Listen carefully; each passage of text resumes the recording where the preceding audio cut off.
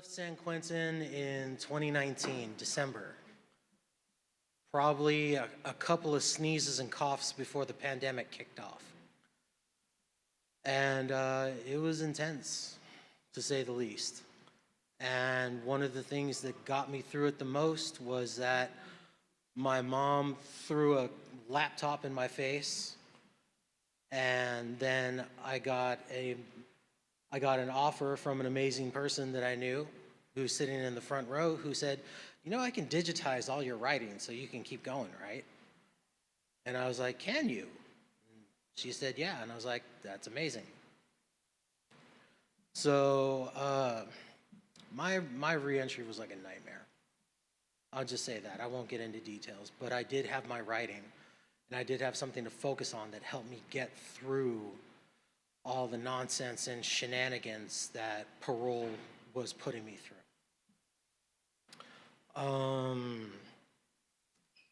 And so that led to a lot of inspiration and a meeting of wonderful people on the outside. Those people led me to San Francisco State, where I am pursuing a creative writing degree.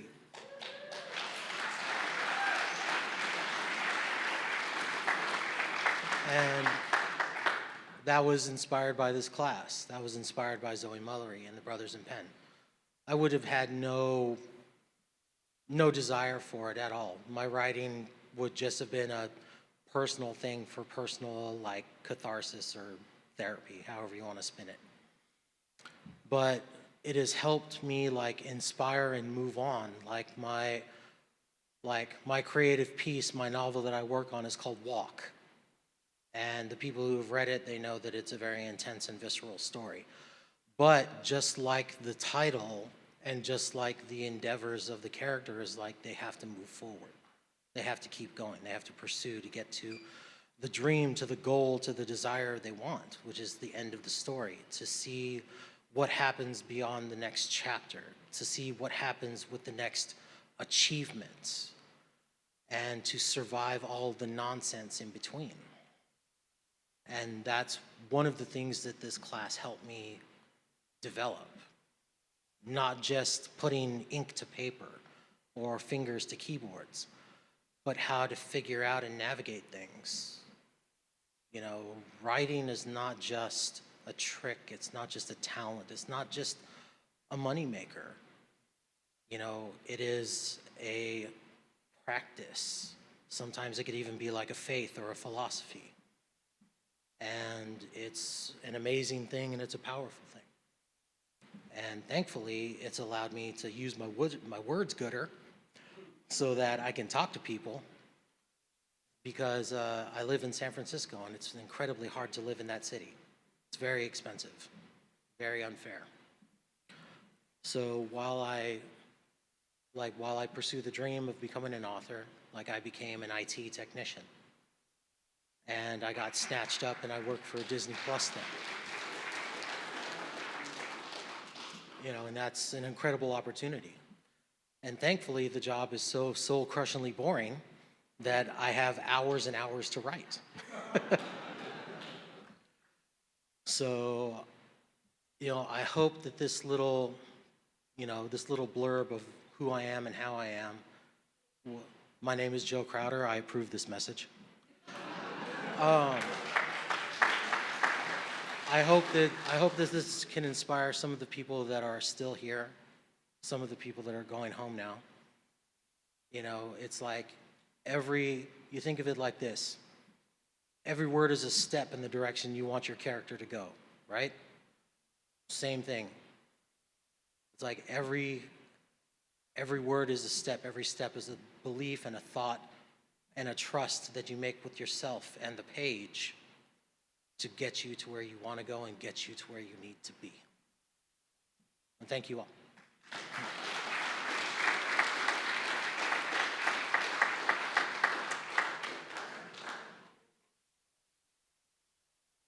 Next.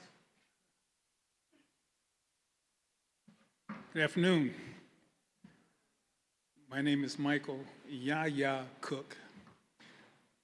I came to San Quentin in 2010 and began my career as a writer with a little publication called the San Quentin News. And under the mentorship of people like John Egan, Professor D, I learned to develop a lead, learn what attribution was, and to pursue a fact. It was a satisfying position to be in, but telling someone else's story was not the story I wanted to tell. And I didn't know how to tell a confused and dazed story, which was my own. So I joined the creative writing class to learn these fundamental skills. And it was sitting in a room with people like Onufo Garcia, Juan Hayes, Mike Harris, Ali Tambora, and listening to the honest feedback of these gentlemen that encouraged me to get this information down on paper. And as I wrote and revealed myself, I kept asking myself, like, did I do that? Did I do that? And I had. And it was an exploration of a 48-year off and on relationship with the criminal justice system that began at 6 years old. I began to write a memoir. First, it was just out of a profound sense of loneliness, and then hoping that find someone to find a kindred spirit, not for sympathy, not for empathy, but just the ability to understand. And this is what this creative writing class and Zoe gave me, and the ability to understand self and to share that self without shame, without recrimination, without remorse. It was just me. You don't have to ask me how I'm doing. You can look at me and tell you how I'm doing. So I'm doing fine. That Lex is nice too. Say again? That Lex is nice too. Oh yeah, well, not the Lex, that's an Infinity. Yeah, so you wanna know what I drive? Yeah, I'm doing okay. But like I say, it was through the help of the program. Thank God for William James Foundation. Thank God for finding this lady, bringing her sharing and opening up our lives to us, and sharing that life amongst ourselves. The camaraderie and the brotherhood of this class is like nothing that you'd ever experienced before. So I feel the genuine sincerity that these men share amongst themselves, because I was a part of that brother, and still am a part of that brotherhood. I appreciate being here. I appreciate being able to share and hear, but the thing is also being able to listen and still learn. I'm still learning. Thank you. I hope we can do this again soon. I will be back.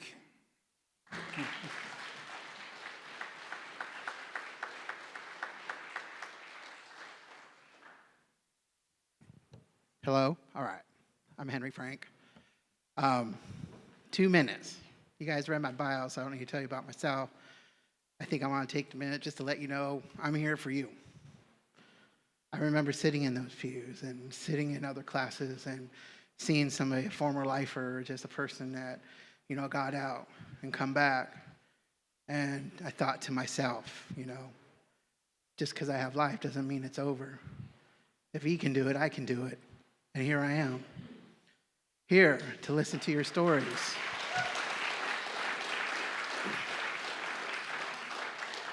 Here to let you know that, you are somebody, You're writers, you're artists, you're singers, you're actors, Just bottom line, you're human beings, and you deserve every right to be out there again, and you will be, Just don't give up hope.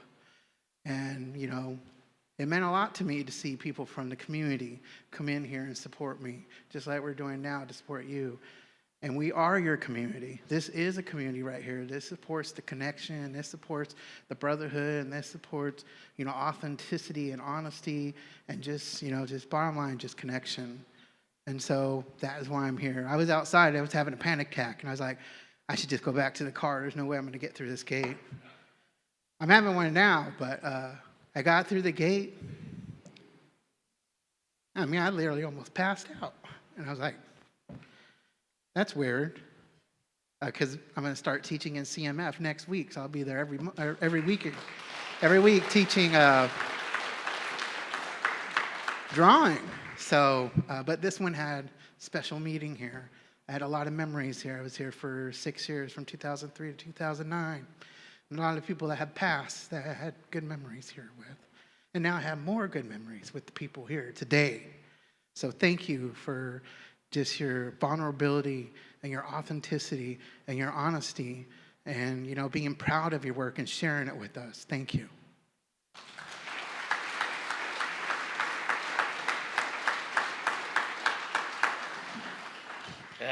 Hi, my name is Felix.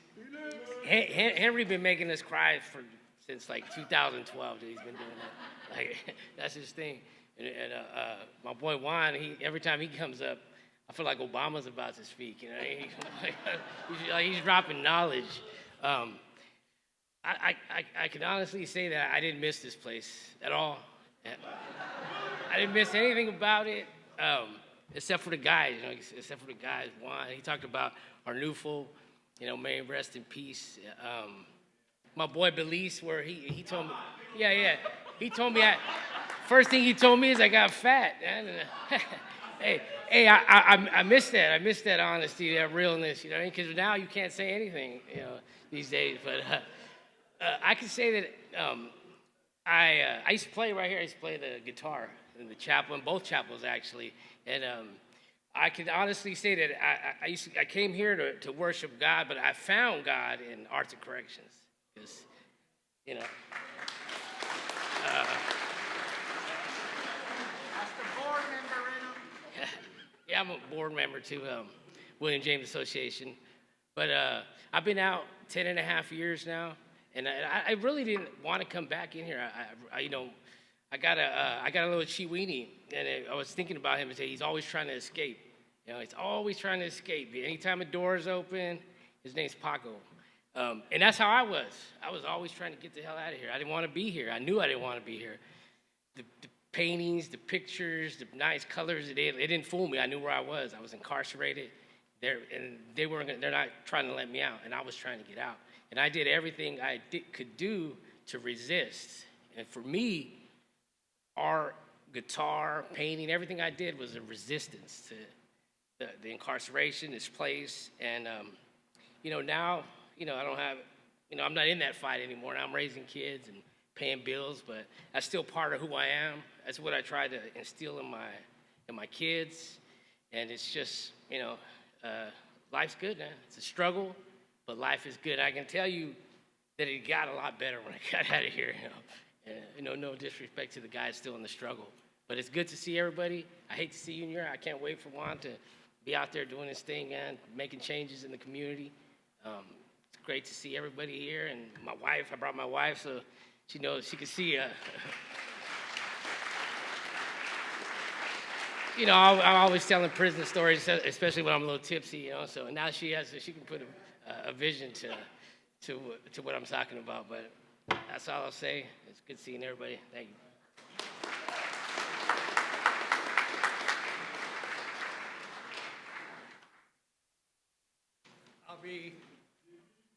Hi, I'm John Neblett. I paroled in 2015 from San Quentin, attended San Francisco State University from 2016 to 2018, and obtained his BA in theater arts. He remains a writer and performer. That's in my bio in here. That's all you get to read. Obviously, I could speak volumes about what's behind those lines. I spent almost 30 years in prison, and it was a long time until 2015. August 15, 2015, I didn't sleep but 3 hours that night, and I didn't sleep but 3 hours last night. This is my first time back since 2015. All right, so what turned me around here in San Quentin, I thought I had a plea agreement that was going to get me out after 10 years, and then I get here, and I do another 20. And the thing is San Quentin's got everything to keep you busy from the time you get out of your cell until the time they click the lock and you go to bed at night. Okay, so that was my thing. I stayed out to sell. And I was out there doing all those programs. But what really, I can say the most effect on me was being educated. Going to the library, going to Patton University, going to Marin Shakespeare. Right, and it was really a matter of the people I was with. You know, I could be in the library one night and read some lines of Shakespeare and be inspired. We few, we happy few, we band of brothers. For he today that sheds his blood with me shall be my brother. Be he ne'er so vile, this day shall gentlemen in England now abed shall remember this day and hold themselves accursed they were not here that fought with us on St. Crispin's Day. I mangled that horribly. I swear I had it memorized back there. But emotion has taken me over because I come in here and I want to cry. I see my brothers still in here suffering. And the other brothers that I didn't get to meet who don't know me know that you guys are in my heart. I got to tour with a play last year, a national tour. I did 10 cities across the country with a play that was against solitary confinement called The Box. And I remembered my brothers inside and what they went through. And it moves me to keep this work going and to help my brothers out inside here. Thank you.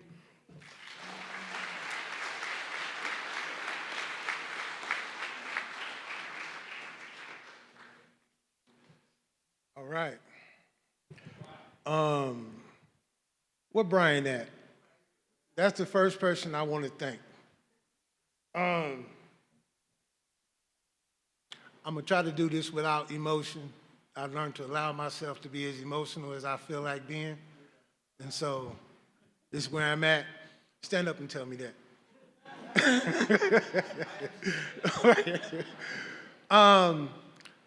I'm giving Brian his props because Brian is somebody who has kept my legacy alive here.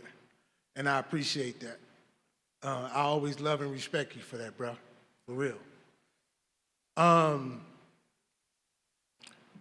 These cameras that's in this room, not these particular cameras, but the concept of having cameras inside a prison was a gateway for my transformation completely. Because I knew I loved what I was doing so much that I knew I had to work as hard as I worked to get in the pen. Now, I'm an AK-47 packing hoodlum on the street before I come to the penitentiary, right? I know what that life is about. I'm intimate with that life, right? And when you find something that you love to do, you know, y'all heard that old adage, you find something you love to do, you'll never work a day in your life. I ain't worked in 20 years. And yet, I feel like I've accomplished a lot, right? Y'all can look at my resume and you can see I had to leave a lot of stuff off too, just so y'all know.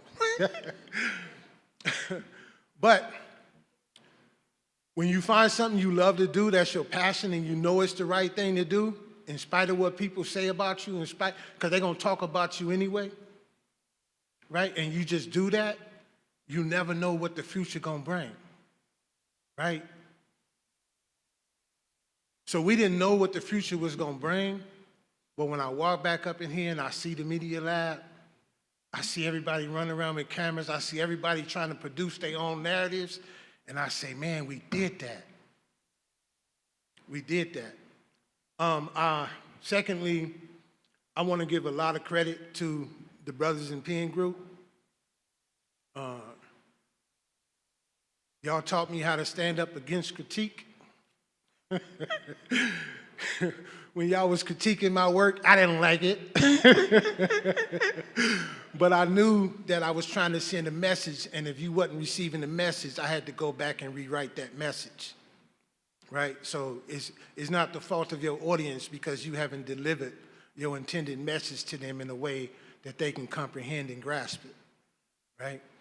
And so that's what that class taught me. It taught me how to slow down, freeze, and speed up time.